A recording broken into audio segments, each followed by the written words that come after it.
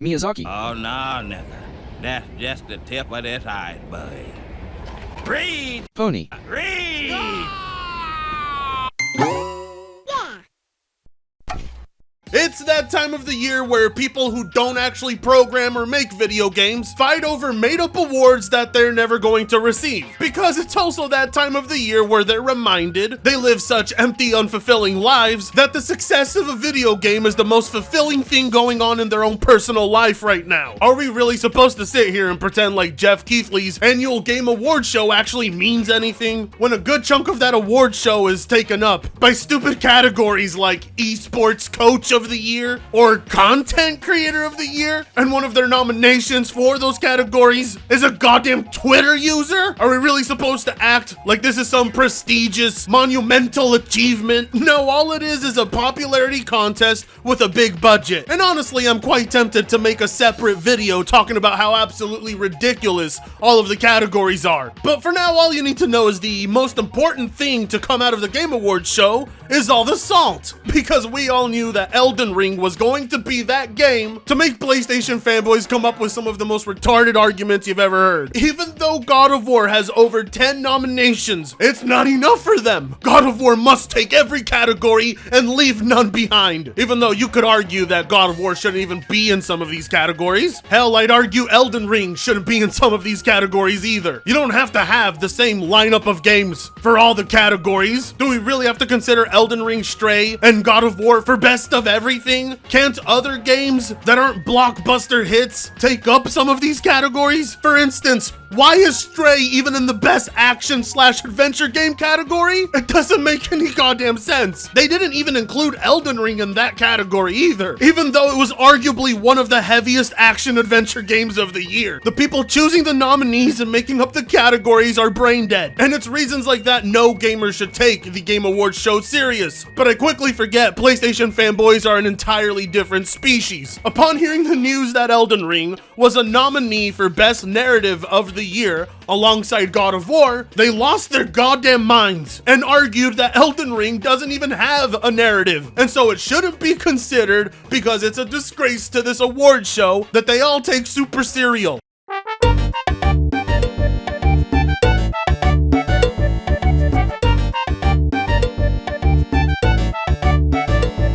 Thoughts on the Game Awards nominations? Biggest surprise? Biggest snub? Biggest surprise is Elden Ring being nominated for narrative. That was decidedly the one category it had no business being nominated for.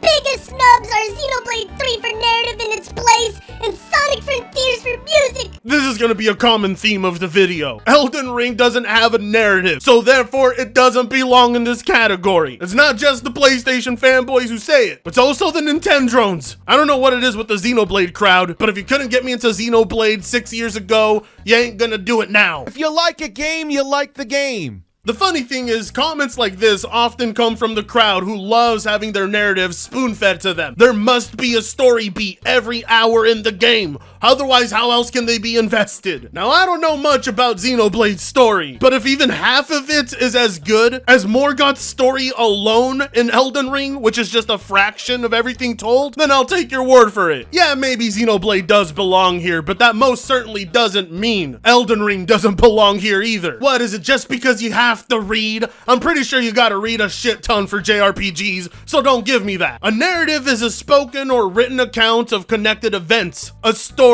You'd have to take more whippets than me in a single day to say Elden Ring doesn't meet all of that criteria. How did Elden Ring get a best narrative nom? LMAO. No one knows what the fuck is going on. Well, I'd hate to be that guy, but that might be a you problem. Because if I was able to play through this game on shrooms, whippets, insanely large quantities of cannabis and alcohol, and other substances I shouldn't say on YouTube, then what's your excuse? Are you gonna pull off a Jim Sterling and blame your ADHD? Well, I have that too. So that don't work with me. There's always two types of gamers, the ones that want everything spoon-fed to them, and the ones who like a challenge. And it would seem these days it's far too much to ask of gamers to pay attention. From the very beginning beginning of the game, you're told what you have to do and what's going on. And by the end of it, you should have a better understanding. And if you want to continue knowing more, it requires you to do a few playthroughs, because not every aspect of a story has to be told to you through one playthrough. And what's more is Elden Ring actually gives you information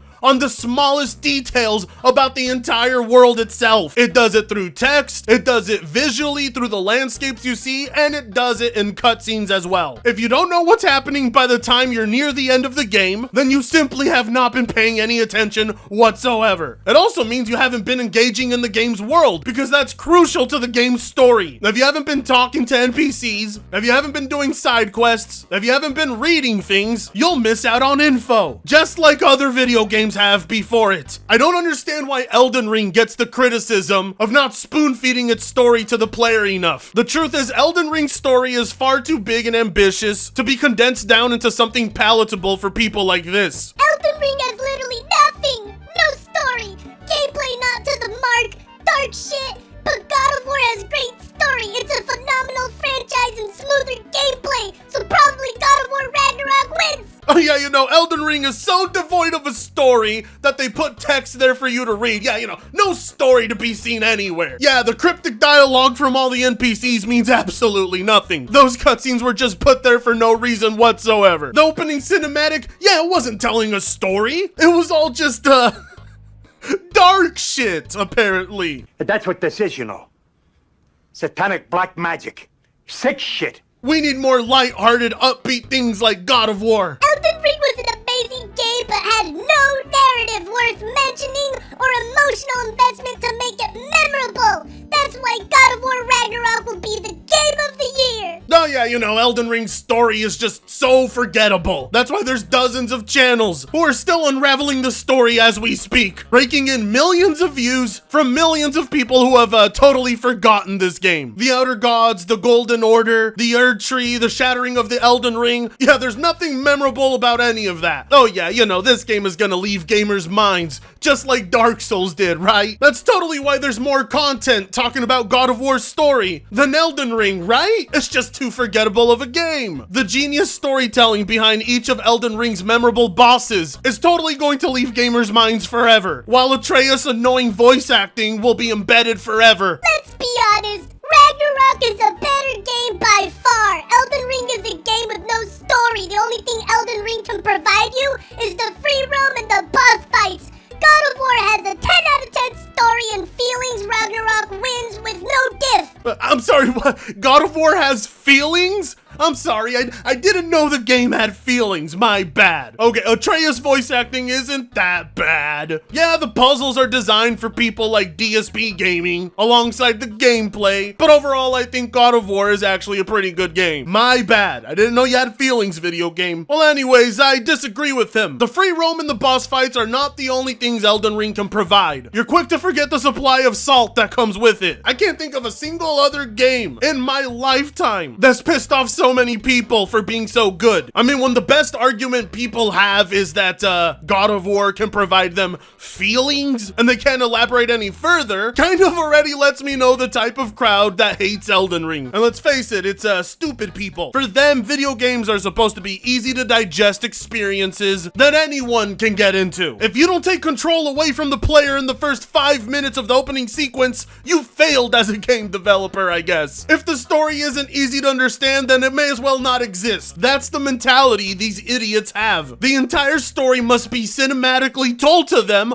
otherwise they will have no clue it actually exists. World building is lore, not narrative. Elden Ring has incredible lore, but little to no actual narrative. My god, just because Elden Ring chooses to deliver its narrative differently in an unorthodox way doesn't mean it doesn't have one. Elden Ring has all the components of a narrative, but it's not fed to you like every other third-person action-adventure game. If From Software chose to do the Santa Monica formula, you would not have the same game. Hell, I'd argue you'd have a worse game, because From Software would then lose a huge aspect to what makes people fall in love with their narratives in the first place. Based on the replies, seems like narrative is like a joke. If you have to explain it, then it's probably not very good. Seriously?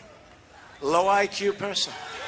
At this point, you cannot argue with me that the people who hate Elden Ring are fucking stupid. Hey, jackass, all narratives have to be explained to you. Just because you need 5 explanations because you're a low IQ individual doesn't mean it's bad. Your inability to follow the story says more about you than it does the game. And it's actually the stories that require little explanation that aren't the ones that are very good. If a 4-year-old can understand your story, then it's probably not a well-crafted one. If DSP Gaming can understand it, then it's probably a very basic bitch story. Elden Ring for best narrative is truly a farce, LMAO. Again, why is Elden Ring so heavily scrutinized for deciding to do the non-traditional way of storytelling? The game wasn't built for morons and it clearly shows. You notice not a single one of these guys is making tweets like, oh, how dare God of War be chosen for best narrative, or A Plague Tale, or Horizon Forbidden West. It's always gotta be Elden Ring. That's the game that gets signaled out, because unlike the other nominees, its storytelling method simply wasn't streamlined enough for the masses. The industry is so goddamn plagued with cinematic experiences that gamers have completely forgotten there's other ways to tell a story. If it's not like a movie, it doesn't count. They may as well just say that, because we know very well that's what they mean. The enemies have great attacks in Elden Ring. Unfortunately, the player doesn't by comparison.